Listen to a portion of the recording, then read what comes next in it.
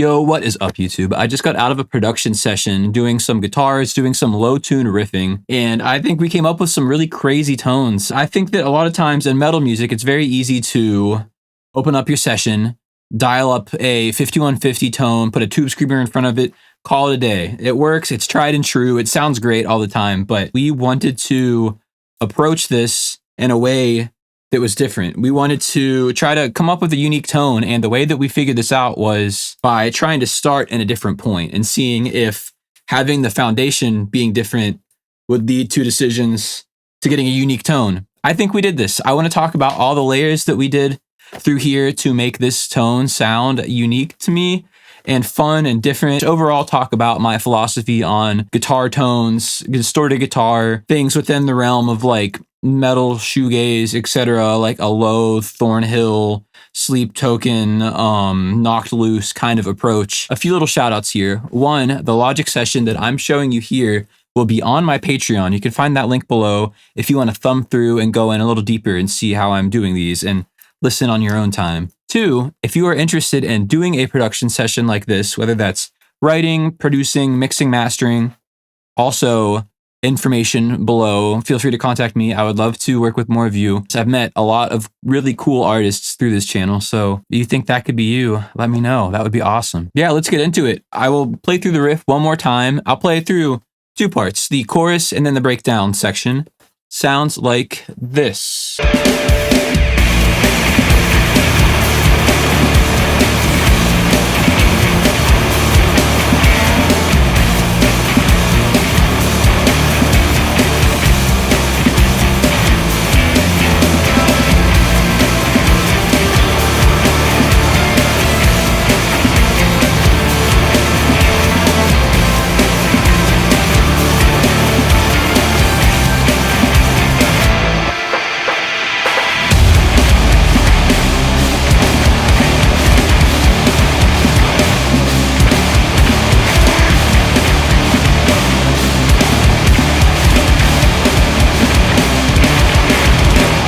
I love that. That breakdown is just brutal. And then the chorus section, as like melodic and open as it is, there's some really funky tones happening in it, really weird tones happening there. Yeah, so I'll dive into it. We started off with my Jackson B here and drop D tuning. So we get this riff happening.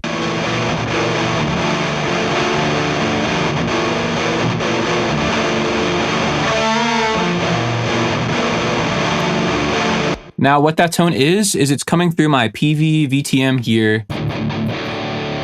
The way that we wanted to approach this at first was, okay, going like I said, starting the foundation, a little different than what you would normally do. I feel like it a lot of times in like this style of modern metal music, the go-to is using a high gain amp, turning on your tube screamer, and instantly getting like a very chuggy, mid-forward, bright, attacky kind of tone to kind of start us in a different point and see how the other tones will kind of compensate for this. Was I decided to go no tube screamers. So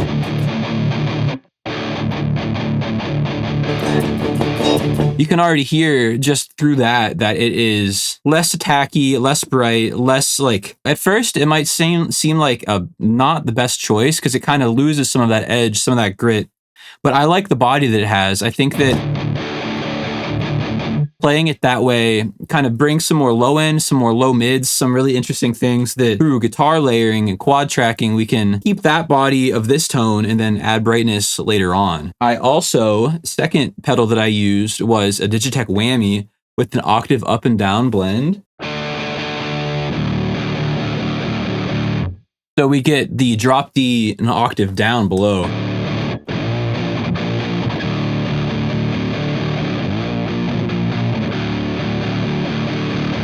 Adds a really cool like thickness to it, kind of again exaggerating that low end. Then following that, we use, which sounds maybe a little bit redundant if we're doing the octave down through the pedal.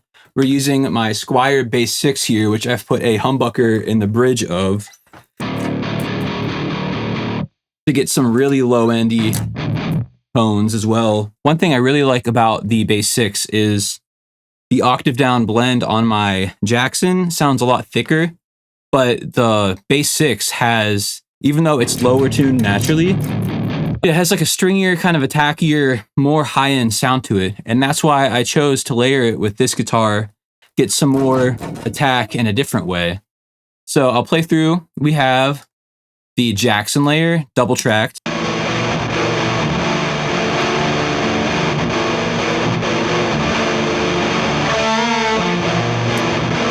Just straight into the amp.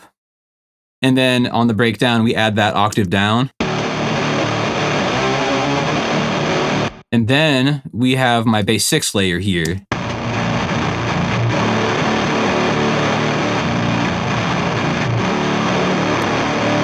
Which sounds absolutely insane. So I'm doing a few tricks here. For my tone, instead of using a boost, I'm using a fuzz. I have the Earthquaker Devices hoof. It's like a big muff kind of thing. And what I'm doing is I'm really boosting it. I'm turning up the gain, the level, and the tone, making it very bright to get that like really gritty sound. If I turn the tone back, we get a more typical fuzz tone. It's like really mid-forward wall of sound. But to get that like knocked loose, low, like swollen pickle, like really bright fuzz sound, you crank the treble.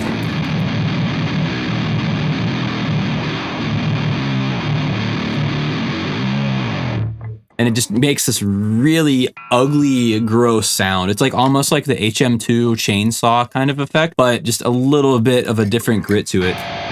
I also have the HM2, but for this tone, felt the fuzz had the right like attack to it. If you notice in the chorus here,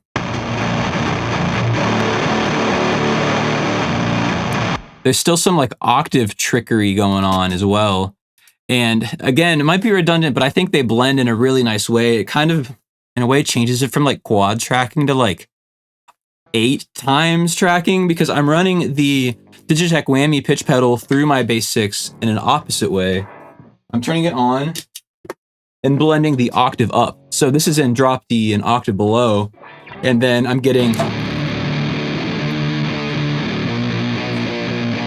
the octave up as well. So they're kind of matching the same. So the Jackson is producing a more digital low end, and then this is producing a digital like high end. I don't know. To me, it felt like a fun way to kind of sandwich them together and make some cool things. What I'm also doing is doing a low octave and high octave kind of jump. So when I'm playing the low D, it's an octave up. And then when I go to the C, I'm going an octave down. So we're hitting like a double drop C situation. So we go.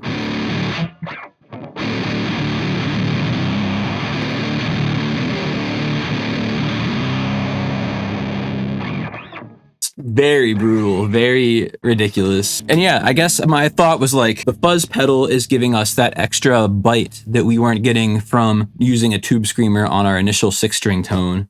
And then the pitch pedal is also giving us some weird top end and giving us like what I think is a different tone. When you put it in the mix, it fits in the same context of those types of guitar tones. But to my ear, it just makes it a little more unique, a little more us, a little more like our own kind of thing, you know? So yeah, together you blend those, you get 6-string,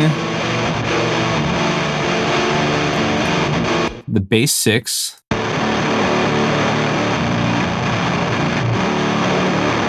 the square wave like clipping on that low end is so cool. Then from there, we have one more secret sauce that I can't take the credit for. This was Layan's idea, the artist that I made this with. Been listening to a lot of 9 Inch Nails. We were talking about like 90s industrial like tones and how they approach things in that world. And a lot of Trent Reznor guitar tones were no cab, just straight amp head into computer, into soundboard, whatever. And what we did was took that same guitar part, reamped it through their quad cortex without a cab, and it gets this really gross, high-end, unprocessed kind of sound.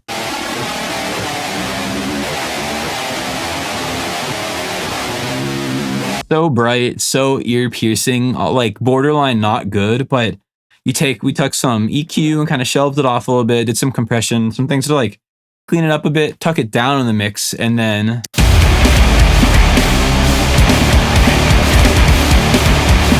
it gives us this like almost synthy kind of sound to it. It sounds like a unfiltered saw wave in a way. I really enjoy that. I feel like because of that sound, it almost is giving like Doom soundtrack kind of vibes.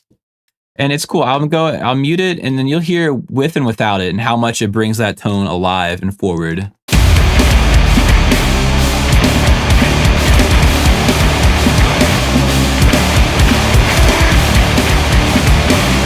In the same way that I decided to add the digital octaves with my whammy pedal, that's how they added some digital top end harshness to it. And I think together they all blend really nicely. One more thing we did for some craziness. If you hear like the screech sound, I have a delay pedal on my pedal board that I set to self-oscillate. Just turned every knob all the way up. And then when you hit it, it just instantly feeds back.